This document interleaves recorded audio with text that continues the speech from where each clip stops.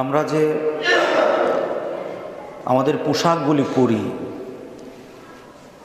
এবং আমাদের নারীদের জন্য যে পোশাকের ঘোষণা আছে, এটা আমরা কতটুকু মানব? আর আল্লাহ সুবহানাহু ওয়া তাআলা পোশাক দিয়ে নিজেকে ঢেকে রাখা, আল্লাহর কাছে এটা পছন্দের বিষয়। আর পোশাককে যতক্ষণ পর্যন্ত আমরা ধারণ করে রাখব, কোরআন সুন্নাহ অনুযায়ী যতক্ষণ পর্যন্ত পোশাককে আমাদের সম্মানবোধ, আমাদের ইজ্জত সম্মান আমরা মনে করব, ততদিন পর্যন্ত আল্লাহর রহমত আমাদের মধ্যে আল্লাহ নাজিল করতে থাকবেন। আর যখনই পোশাক আমাদের থেকে কমতে আরম্ভ করবে, আল্লাহর নির্ধারিত বিধান অনুযায়ী যতটুকু পোশাক আমাদেরকে পরতেই হয়, যেটাকে আমরা ফরজ বলে থাকি, সেখান থেকে যতটুকু কমতে থাকবে, আমাদের চরম বন্ধু হয়ে যাবে শয়তান, আর আল্লাহ আমাদের প্রতি রাগ হতে থাকবেন। এ বিষয়ে কারণে কথা বলা দরকার। বাংলাদেশে বর্তমান পোশাক যতটুকু ইসলামের নিয়মে চলছিল, যতটুকু বিভিন্ন কারণে, বিভিন্ন অবস্থানের কারণে,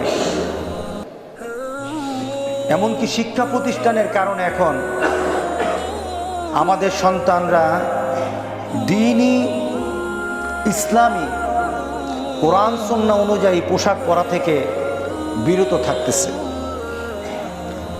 পরিবেশগত আছে, মিডিয়ার কারণে আছে, আবার প্রাতিষ্ঠানিক কারণে দেখা যায় আমাদের সন্তানেরা বাধ্য হয়ে ইসলাম যেটাকে পছন্দ করে না, ইসলাম যেটাকে অ্যালাউ করে না, এমন পোশাক পরতে তারা বাধ্য হয়ে যায়। গত কয়েকদিন আগে বাংলাদেশের একটা শ্রেষ্ঠতম বিদ্যাপীঠ Motijheel ideal school and college, ওই প্রতিষ্ঠানের প্রতিষ্ঠা লগ্ন থেকেই জনাব ফয়জুর রহমান, এটার প্রতিষ্ঠাতা, হেডমাস্টার, প্রিন্সিপাল ছিলেন। উনি একজন আল্লাহওয়ালা মানুষ ছিলেন। যেখানে আল্লাহওয়ালারা থাকে আর আমাদের সন্তানরা যদি তার কাছে থাকে, আমাদের সন্তানগুলি আল্লাহকে চিনতে সহজ হয়ে যায়। ভালো মানুষের সাথে থাকলে, ভালো মানুষের পরিবেশে থাকলে সে ভালো কিছু শিখে, আল্লাহওয়ালাদের সাথে থাকলে আল্লাহওয়ালা হওয়া সহজ হয়ে যায়। জনাব ফয়জুর রহমান উনি একজন নেককার বান্দা ছিলেন। উনি প্রতিষ্ঠানের কিছু নিয়ম নীতি করতে গিয়ে বললেন, স্কুলের ছেলেদেরকে টুপি পরে আসতে হবে। এটা একটা স্কুল, কিন্তু স্কুল যখন ছুটি হয়, স্কুলে যখন ছাত্ররা ঢুকে, তখন স্কুলের দৃশ্য দেখে আমরা আশ্চর্য হয়ে যাই। এখানে সব ধর্ম বর্ণ নির্বিশেষে সবাই ইসলামের অনুশাসন মেলে আনন্দের সাথে স্কুলে ঢুকতেছে। যে ছেলেটা হিন্দু সেও টুপি পরে ঢুকতেছে, তার মধ্যে কোনো হিংসা নেই। সুন্দর চলে আসতেছে নিয়ম। মেয়েদেরকে একটা নির্দিষ্ট তার মাথা ঢেকে, তার শরীর ঢেকে স্কুলে ঢোকার নিয়ম করে দিল। চলছে, কোনো প্রতিবাদ নাই। গার্জিয়ান যারা আছে তারাও তো এই বিষয়ে কথা বলে না, কারণ প্রত্যেকটি গার্জিয়ান, আমার মনে হয় না প্রত্যেকটি গার্জিয়ানের মধ্যে এমন কেউ চায় না যে তার সন্তানটা ভালো পোশাক পরে রাস্তাঘাটে চলাফেরা করবে। কি বলেন? আপনার মেয়ে, আপনার ছেলে একটা খারাপ পোশাক পরে রাস্তায় হাঁটাহাঁটি করবে, যদি আপনি বাবা হন, মা হন, আপনি যেতে পারেন না। আপনার ইচ্ছা এটা হবে না? আপনার মেয়ে এমন একটা পোশাক পরুক যে পোশাকটা দেখলে সমাজের মানুষই খারাপ বলবে, সমাজের মানুষই তার দিকে লুলুপ দৃষ্টি দিবে। এমন পোশাক আমার মনে কোনো বাপ যদি বাপ হয়, মা যদি মা হয়, সব বাপ কিন্তু বাপ না, সব মা কিন্তু মা না। যদি বাপ হয় তাহলে কিন্তু এই পোশাক পছন্দ করবে না। পোশাকটা ছিল খুব সুন্দর, চলছিল, সবাই এটা মেনে নিয়েছে। কিন্তু হঠাৎ এই বছর একটা ঘোষণা দিল কি, ছেলেরা টুপি পরতে পারবে না। মেয়েরা যে সিস্টেমে এই স্কুলে আসছিল, যে পোশাক পরে, পোশাকটা আর পরতে পারবে না। আটো সাটো পরতে হবে, টাইট জামা পরতে হবে। এরপরে স্কুলের ড্রেস যেটা বলে, আমাদের সমাজে স্কুলের ড্রেসগুলি আছে, আমি তো মাঝে মাঝে চিন্তা করি বাড়ির ভিতর যে পোশাক পরা থাকে এটা শালীনতা আছে, এটার মধ্যে একটু শালীনতা বোধ থাকে, কিন্তু স্কুলে যে পোশাকগুলি পরে যায় এটার মধ্যে কোনো শালীনতা নেই। টাইট ফিট একটা জামা পরে রাস্তায় আমাদের মেয়েগুলিকে ছেড়ে দিই আমরা। আপনি কি কোনোদিন একটা মানুষের দৃষ্টিতে, মানবতার দৃষ্টিতে, একটা ভালো মানুষের চরিত্র নিয়ে আপনি আপনার মেয়ের দিকে তাকিয়ে দেখেছেন? স্কুলে যখন যায় তার পোশাকটা ভালো পোশাক নয়। আমরা সমাজের মধ্যে বলে থাকি, রাষ্ট্রীয়ভাবে আইন করেছি ইভটিজিং করা যাবে না। আপনি মেয়েটাকে ইভ বানায় নিলেন। ইভ মানে কি? শয়তান। আপনি মেয়েটার গায়ে শয়তানের পোশাক পরায় দিয়ে রাস্তায় বের করে দিলেন। তখন যদি শয়তান শয়তানি করে এটা ইভটিজিং হয়ে যায়। আপনি যতক্ষণ পর্যন্ত আপনার সন্তানকে শালীন না করবেন ততক্ষণ পর্যন্ত আপনার সন্তান কিন্তু শয়তানের দৃষ্টি থেকে বাঁচার কোনো সুযোগ নেই। ঘোষণা দিল পড়া যাবে না। এবার স্কুলের যারা গার্জিয়ান, ছাত্রছাত্রীরা পর্যন্ত বলল আমরা এতদিন পর্যন্ত এটা পড়ে আসছি, আমরা ছাড়বো না। গার্জিয়ানরা আন্দোলন করলো, 31শে জানুয়ারি পর্যন্ত তার আলটিমেটাম দিল যে আপনারা এই আইন পরিবর্তন করুন। কারণ আমার সন্তান, আমি চাই স্কুলে যখন আসবে আমার বাচ্চাটার মাথায় যদি টুপি থাকে তাহলে আমি মনে মনে চিন্তা করি তার মধ্যে ইসলামী নিয়ম নীতি আল্লাহ সুবহানাহু ওয়া তাআলা কিছু না কিছু ঢেলে দিবেন। আমার মেয়েটা যখন একটু শালীন পোশাকে স্কুলে আসে তাহলে আমি নিশ্চিন্তে বাড়িতে থাকতে পারি, শয়তানের লুলুপ দৃষ্টি পড়বে না, সমাজের শয়তান ছেলেগুলো আমার মেয়ের দিকে বেশি তাকাবে না। যখন আমার মেয়েটা একটা সুন্দর ড্রেস পরে শালীনতার সাথে স্কুলে যাবে, আমার মেয়েকে হেফাজত করবে আমার আল্লাহ। আমরা এই চিন্তা করতে পারি। প্রতিবাদ করল। এবার আসুন, আমাদের যদি না করি তাহলে আমাদের জন্য কি হবে, আমাদের কতটুকু করা দরকার, এই বিষয়ে আমাদের সচেতন হওয়া দরকার। প্রত্যেকটি স্কুলে আমাদের ছেলে মেয়েরা পড়াশোনা করছে, আমাদের ছেলে মেয়েগুলি যেন তাদের শালীন পোশাক নিয়ে স্কুলে যেতে পারে। আমি মনে করি প্রত্যেকটি মা বাবার এই ব্যাপারে প্রতিষ্ঠানের সাথে, প্রতিষ্ঠানের কর্তৃপক্ষের সাথে আমাদের কথা বলা দরকার। কারণ প্রতিষ্ঠান যারা চালান হয়তো তাদের একটা নিয়ম নীতি ওনাদের ইচ্ছা মতো দিয়ে দেন, কিন্তু যাদের উপর দেন তারা কিন্তু আমার সন্তান। যাদের উপর দেন এটা কিন্তু আমার মেয়ে, আমার মেয়ে রাস্তা দিয়ে যাবে। সুতরাং আমার মেয়ে যাওয়ার সময় আমার দাবি হলো সে যেন একজন মুসলমান হয়ে যায়। তাকে দেখলে যেন মুসলমানের নিয়ম নীতি তার মধ্যে চলছে, মুসলমানের নিয়ম তার মধ্যে আছে, এটা যেন দেখলে বোঝা যায় সে একটা মুসলমানের বাচ্চা। কি বলেন? আল্লাহ সুবহানাহু ওয়া তাআলা পোশাকের ব্যাপারে আল্লাহ সুবহানাহু ওয়া তাআলা কি বলছে?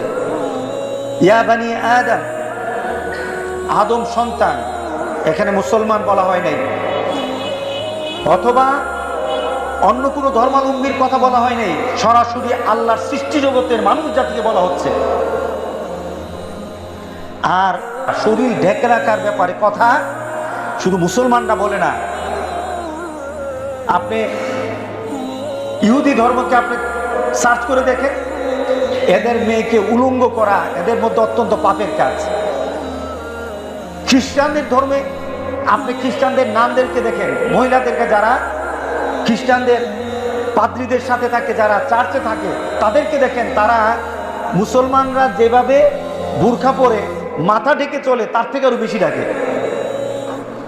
হিন্দু ধর্মে পর্যন্ত সমস্ত শরীর ঢেকে রাখার কথা, কোনো ধর্মে বাকি নাই, সব ধর্মে মেয়েরা শালীন হয়ে চলবে, এটাই হলো প্রত্যেকটি ধর্মের কথা। আর ইসলামের চূড়ান্ত কথা হলো, ইসলামের চূড়ান্ত কথা হলো প্রত্যেকটি মানুষের দেহের একটা অংশ, পুরুষের জন্য একটা, নারীর জন্য একটা, ওই পরিমাণ ঢেকে রাখা প্রত্যেকটি মুসলমান নরনারীর উপর ফরজ। কি বলেন? ফরজ। আচ্ছা, আমরা যখন ইবাদত করি, যখন নামাজ পড়ি, তখন নামাজের মধ্যে একটা শব্দ চলে আসে, নামাজ আরম্ভ হওয়ার আগে ফরজ একটা কাজ চলে আসে, এটার নাম কি? সতর ঢাকা। সতর ঢাকার কথা আছে না? সতর ঢাকা অর্থাৎ আল্লাহর একটা নির্ধারিত একটা দেহের একটা অংশ আছে, এই অংশটা ঢেকে আপনাকে নামাজ পড়তে হবে। এতটুকু ঢাকা যদি আপনার না থাকে, এতটুকু ঢাকা যদি মহিলাদের ক্ষেত্রে যতটুকু আল্লাহ বিধান দিয়েছেন, এতটুকু ঢাকা যদি না থাকে, তাহলে মহিলাদের কি হবে না? পুরুষের কি হবে না? নামাজ হবে না। অর্থাৎ এটা ফরজ, এটা ফরজ, এটা আল্লাহর তরফ থেকে আল্লাহর বিধান। এবার শয়তানের বিধান কি? শয়তান কি করে? আল্লাহ বলেন কাপড় পরানোর জন্য আল্লাহ সুবহানাহু ওয়া তাআলার চাহিদা, আল্লাহর চাহিদা হলো কাপড় পরো, সতর ঢেকে রাখো। আর শয়তানের কাজ কি? কাপড় খুলো। শয়তানের কাজ কি? কাপড় খুলো। এখন শয়তানের কাজটাকে আমরা প্রাধান্য দিচ্ছি, আর আল্লাহর কাজটাকে আমরা দূরে সরাচ্ছি। স্কুলের মধ্যে একটা বিধান ছিল যে একটা মাথা ঢেকে রাখা, ছেলেরা কাপড় মাথায় টুপি দেওয়া, একটা সুন্দর বিধান ছিল। এখন এটাকে খোলা হচ্ছে, খুলে ফেলা হচ্ছে। খুলে ফেলার কাজ হলো শয়তানের কাজ, আর ঢেকে রাখার কাজ কি? মুমিনের কাজ। আল্লাহ সুবহানাহু ওয়া তাআলা বলেন, ইয়া বানি আদম কাদ আনজালনা আলাইকুম লিবাসাই ইউয়ারি সাওআতিকুম ওয়ারিশা। আমি তোমাদের কাছে পোশাক অবতীর্ণ করেছি, অর্থাৎ পোশাক দিয়েছি তোমাদেরকে। এই পোশাক দিয়ে কি করবা? তোমাদের লজ্জাস্থানকে তোমরা ঢেকে রাখবা। এবং পোশাকের ক্ষেত্রে আল্লাহ সুবহানাহু ওয়া তাআলা দুটো কথা বলেছেন, দু ধরনের পোশাকের কথা। একটা পোশাক হলো এটা হলো কাপড় দিয়ে আবৃত করা, কাপড়ের পোশাক যেটা আমরা পরি, এটাও আল্লাহর তরফ থেকে ফরজ। আরেকটা হলো লেবাসুত তাকওয়া, আরেকটা হলো যখন আমি উপরের পোশাকটা পরবো, তখন আমার ভিতরে একটা অনুভূতি থাকবে, একটা ভয় থাকবে যে এই পোশাকের ঘোষণা আল্লাহ দিয়েছেন, সুতরাং আল্লাহর সন্তুষ্টির জন্য আমি পোশাক পরছি, আমার লজ্জাস্থান ঢেকে রাখতেছি, আল্লাহ সন্তুষ্টির জন্য আমি পোশাক পরতেছি। এই চিন্তা আপনার দিলের ভিতরে থাকবে। এর জন্য পোশাকের চিন্তা বাইরেও যেমন ভিতরে তেমন থাকতে হবে। এটাকে বলে লেবাসুত তাকওয়া। অর্থাৎ তাকওয়া মানে কি? আল্লাহ ভীতি। আল্লাহ ভীতির পোশাক আপনার অন্তরে থাকতে হবে। কেন? আপনি সুন্নতি পোশাক পরে আছেন, কিন্তু এই সুন্নতির পোশাকের প্রভাব আপনার ভিতরে ঢুকলো না, তাহলে কিন্তু আপনার এই পোশাক আপনাকে মর্যাদা বাড়াবে না। আপনার সুন্নতি পোশাকের সাথে সাথে আল্লাহর ফরজ আদায়ের সাথে সাথে ভিতরে একটা পরিবর্তন আনতে হবে, যে আমি এটা পালন করতেছি কেন? আল্লাহর ভয়ে, শাস্তির ভয়ে। আল্লাহ সুবহানাহু ওয়া তাআলা রাগ করবেন, আযাব দিবেন, এই কারণে আমি পোশাকটা পরছি। এই চিন্তা যখন আপনার ভিতর এবং বাইরে এক হয়ে যাবে, তখন এই পোশাক আপনাকে মানুষের দৃষ্টি থেকে যেমন আপনাকে বাঁচাবে, আপনার তাকওয়ার কারণে আল্লাহ সুবহানাহু ওয়া তাআলা দুজকের আগুন থেকে আপনাকে বাঁচিয়ে দিবেন। দুটো দিক। তবে পোশাকের ক্ষেত্রে আমাদের জন্য আল্লাহ সুবহানাহু ওয়া তাআলা বললেন যে সবচাইতে উত্তম পোশাক হলো অন্তরের পোশাকের অন্তরের মধ্যে এই পোশাকের প্রভাবটা অন্তরের মধ্যে ফেলে দেওয়া, অর্থাৎ এই পোশাক ব্যতীত আমি যদি আল্লাহর দরবারে দাঁড়াই, এই ভীতি নিজের অন্তরের মধ্যে জাগ্রত রাখা, এটা হলো সবচেয়ে থেকে উত্তম। এটা উত্তম। এরপর আল্লাহ সুবহানাহু ওয়া তাআলা বলতেছেন, ইয়া বানি আদম লা ইয়াফতিনান্নাকুমুশ শাইতানু কামা আখরাজা আবওয়াইকুম মিনাল জান্নাহ। আমাদের পিতা আদম আলাইহিস সালাম কোথায় ছিলেন? জান্নাতে ছিলেন। শয়তান আদম আলাইহিস সালামকে একটু মিসগাইড করে নিলেন, ওনাকে একটু ভুল বুঝালেন, ওনাকে বিভ্রান্ত করলেন, ওনাকে জান্নাত থেকে বের করে দিলেন। জান্নাত থেকে বের হওয়ার সাথে সাথে ওনার গায়ে কিন্তু পোশাক ছিল, জান্নাতের পোশাক ছিল। এরপরে জান্নাত থেকে বের হওয়ার সাথে সাথে ইয়ানজিউ আনহুমা লিবাসাহুমা, এরপরে আদম আলাইহিস সালামকে আল্লাহ সুবহানাহু ওয়া তাআলা জান্নাত থেকে বের করে দিলেন। শয়তান শুধু জান্নাত থেকে আদম আলাইহিস সালামকে বের করে ক্ষান্ত হয় নাই, আদম আলাইহিস সালামের পোশাকটা খুলে ফেলল।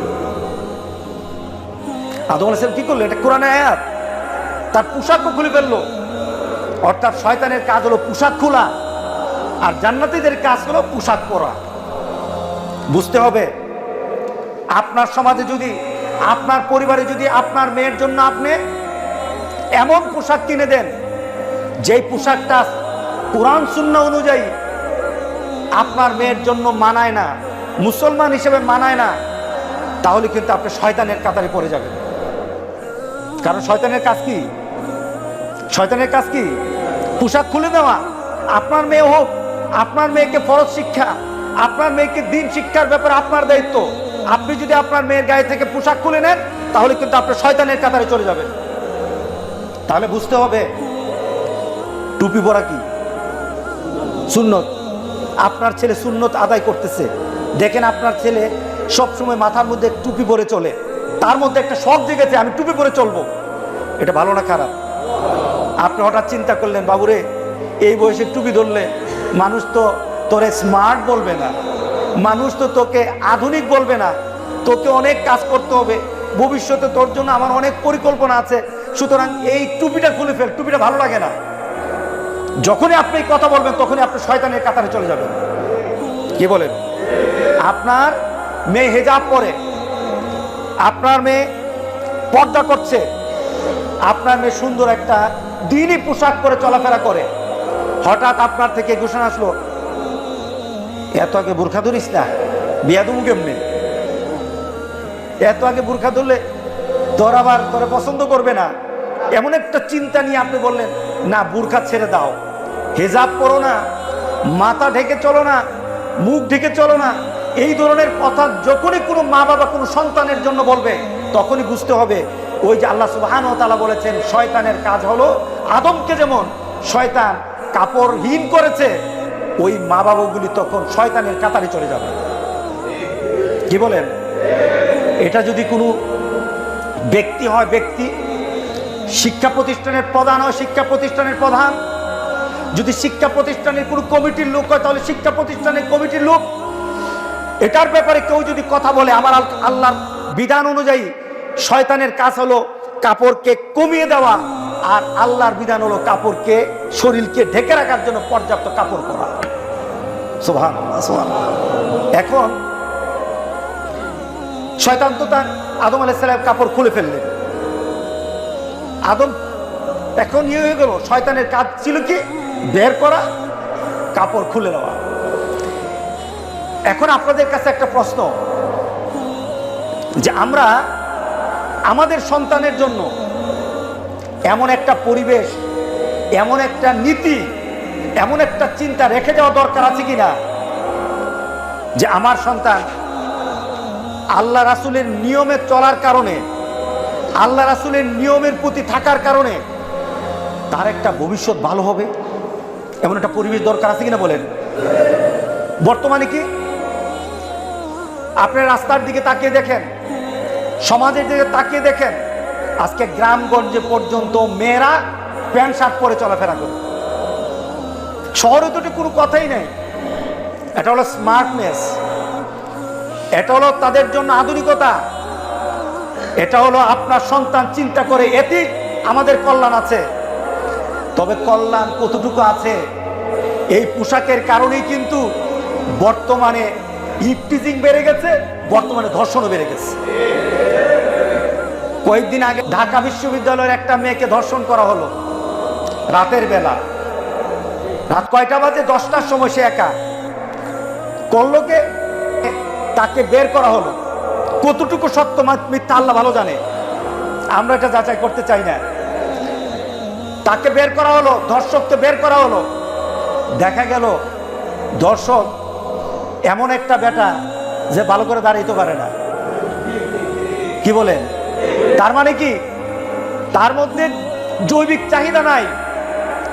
কিন্তু আমি চিন্তা করি, সে জৈবিক চাহিদা না থাকার পরও আমাদের সমাজের মেয়েগুলি এমন পোশাক পরে রাস্তায় হাঁটাহাঁটি করে, জৈবিক চাহিদা নাই তার, এরপরে কিন্তু তার ক্ষুধা মেটানোর জন্য সে পাগল হয়ে যায়। কথা ঠিক আছে কিনা বলেন? এটার কারণটা কি? কারণটা কি? ইউরোপে এটা দেশটা ফ্রান্স না হলে আশেপাশে কোনো দেশ হবে, আমার খেয়াল আসতেছে না দেশটার নাম। ওই দেশের এক মন্ত্রী তার পার্লামেন্টে বলেছে, আমার দেশের পোশাক পরিবর্তন করা দরকার। এই সমাজ থেকে যদি ধর্ষণ উঠিয়ে নিতে হয়, ধর্ষণকে যদি মাইনাস পর্যায়ে নিতে হয়, তাহলে একটা কাজ করতে হবে। সেটা কি? পোশাক পরিবর্তন করতে হবে, মেয়েদের পোশাক শালীন করতে হবে। মেয়েদের পোশাক যদি শালীন করা হয়, তাহলে আমার দেশের ধর্ষণ আর থাকবে না। বাংলাদেশের ধর্ষণ বাড়ছে না কমছে? বলে বিষয়ের কারণটা কি? শয়তানের প্রভাব। পিছনে কারণটা কি? শয়তানের কুমন্ত্রণা, যেটাকে ঢেকে রাখার জন্য আল্লাহ বলেছেন, যেটাকে ঢেকে রেখে সমাজকে সুন্দর রাখার জন্য, সমাজকে এনার্জেটিক রাখার জন্য আল্লাহ বলেছেন, এখন এটাকে খুলে দিয়েছেন। সমাজ আর কি এত ভালো থাকতে পারে? পোলাপান সব দুর্বল।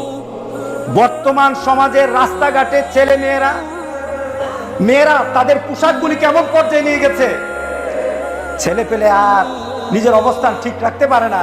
পাগল পর্যন্ত বলে আমি আর ঠিক থাকতে পারলাম না। কি বলে? কারণটা কি? পোশাকের কারণে। পোশাকের কারণে আজকে যত বেশি অশালীনতা চলছে, যত বেশি অবক্ষয় চলছে, আজকে আপনি মিডিয়া খুলেন, আজকে আপনি পত্রিকা খুলেন, আপনি সোশ্যাল মিডিয়া খুলেন, শুধু ধর্ষণ আর ধর্ষণ, ধর্ষণ আর ধর্ষণ। গত কয়েকদিন আগে দেখলাম কি 7 বছরের মেয়েকে ধর্ষণ করেছে। কয়জনে? 5 জনে একসাথে। আজকে অবস্থা কি? আজকে বাবা মেয়েকে ধর্ষণ করে, আজকে ভাই বোনকে ধর্ষণ করে, আজকে এক আত্মীয় আরেক আত্মীয়কে ধর্ষণ করছে। পেছনে কারণটা কি? আজকে একই পরিবারের মধ্যে ছেলেরা যখন থাকে, মেয়ে ছেলে একসাথে, আপনার পরিবারের মধ্যে এমন কিছু অশালীন কাজ চলে, যে কাজটা আপনি টের পান না। পেছনে কারণ কি? পর্দার বিধান নাই। পর্দার বিধান নাই। আপনার সমাজে যদি পর্দার বিধান না থাকে, ধর্ষণ কমবে না, ধর্ষণ আরো বেড়ে যাবে। আমাদের সচেতন হওয়া দরকার, আমাদেরকে আরো সচেতন হওয়া দরকার। আমরা গোটা বাংলাদেশ থেকে, আমরা এত সুন্দর একটা স্কুলের জন্য গোটা বাংলাদেশ থেকে আমরা দাবি করি, আমাদের মেয়েগুলিকে, আমাদের কলিজার টুকরাগুলিকে ইসলামের অনুশাসন পালন করে স্কুলে যাওয়ার জন্য একটা সুযোগ যেটা ছিল, ওই সুযোগ যেন মতিঝিল আইডিয়াল স্কুল নয়, গোটা বাংলাদেশের সকল স্কুলের মধ্যে যেন করা হয়। কি বলেন? দরকার আছে কিনা বলেন? আজকে দেখুন কি স্টাইল চলে আসছে। রাসূল সাল্লাল্লাহু আলাইহি সাল্লাম লানত করেছেন। কে লানত করেছেন?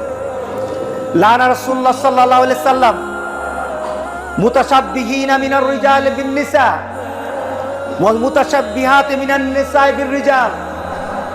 রাসূল সাল্লাল্লাহু আলাইহি সাল্লাম লানত করেছেন। কে লানত করেছেন? আপনার সন্তান, আমার সন্তানকে লানত করা হয়েছে, আমাদের সন্তানকে লানত করা হয়েছে।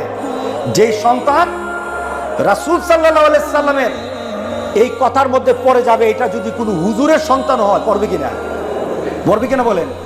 আপনারা কে কে চান যে আপনার সন্তান লানত পড়ুক? লানতটা কার? রাসূলের। বলেন কার লানত? রাসূলের লানতের মধ্যে কে পড়তে চান? আপনার সন্তানকে আপনি ফেলতে চান নাকি? যদি ফেলতে চান তাহলে কোরআন, রাসূল বলেছেন কোন মেয়ে যদি, কোন ছেলে যদি মেয়েদের পোশাক পরে, কোন ছেলে যদি মেয়েদের স্টাইলে চলে, কোন মেয়ে যদি ছেলেদের স্টাইলে চলে, রাসূল সাল্লাল্লাহু আলাইহি সাল্লাম তার জন্য লানত করেছেন। লানত মানে কি? সে মৃত্যু, কবর, হাসর, প্রত্যেকটি জায়গার মধ্যে সে আল্লাহর রহমত পাবে না। আর আল্লাহর রহমত ব্যতীত জান্নাতে যাওয়া যাবে না। তার মানে কি? আপনার সন্তান লানত পড়তেছে। বর্তমানে একটা স্টাইল চলে আসছে, ছেলেরা প্যান্ট নিচের দিকে নামায় আর মেয়েরা কাপড় উপরের দিকে উঠায়। নাই বুদর, এরা কারা?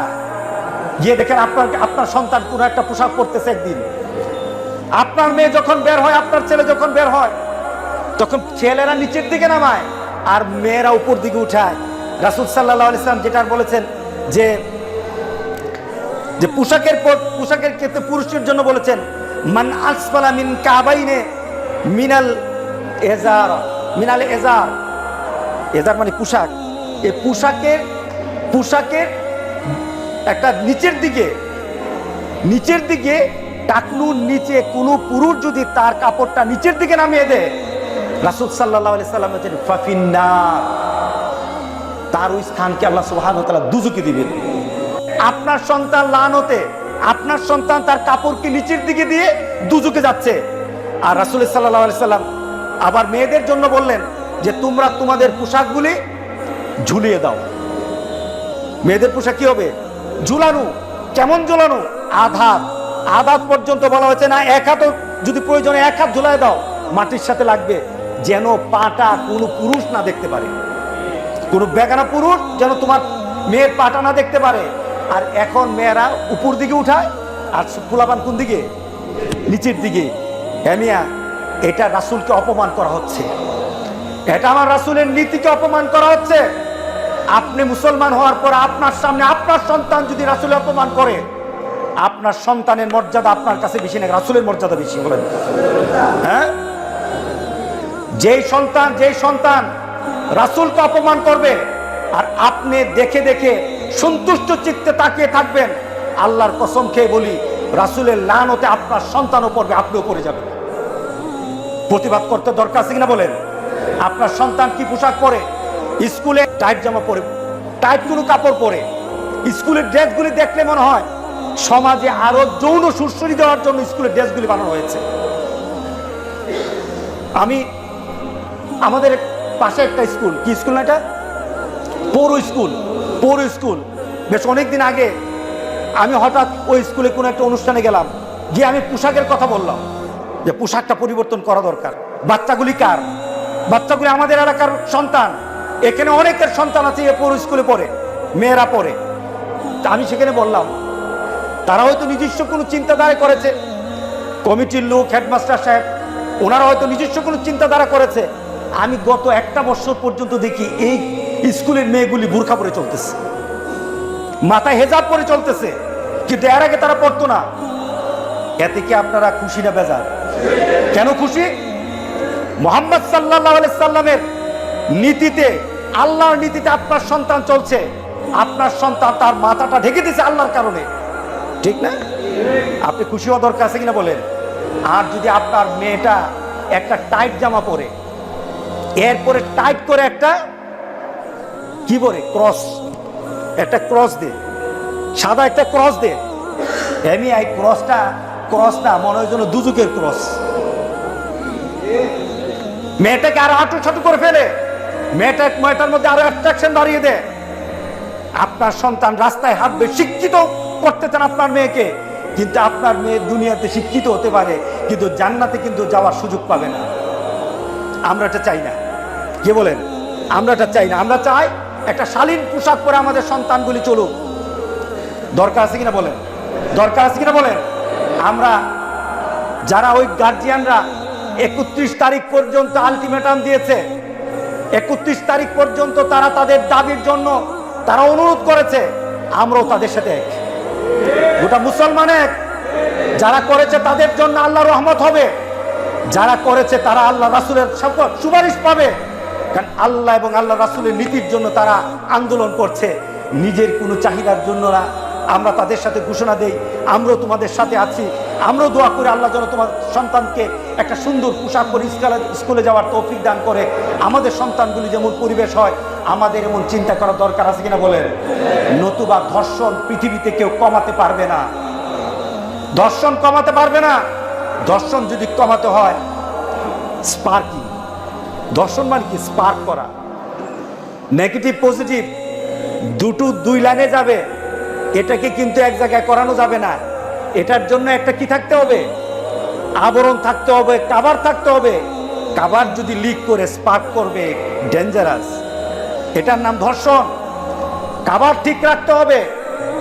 কাভার যেখানে গিয়ে সিস্টেম হয়েছে, কাভার দুটাকে খুলে যদি তুমি আবার দুটাকে লাগিয়ে দাও, লাইট জ্বলবে, নতুবা স্পার্ক করবে। কি বলেন? ঠিক আছে কিনা বলেন? আপনার ঘর জ্বালিয়ে দিবে, আপনার বাড়িঘর জ্বালিয়ে দিবে, আপনার মেশিনারি নষ্ট করে দিবে। সুতরাং আমরা পর্দার ব্যাপারে যেন আমরা একটু চিন্তা করি, আমাদের সন্তানগুলি ফরজ আমলের প্রতি যেন আরো আগ্রহ বাড়ানোর জন্য চেষ্টা চালাই। আল্লাহ যেন সবাইকে তৌফিক দান করে।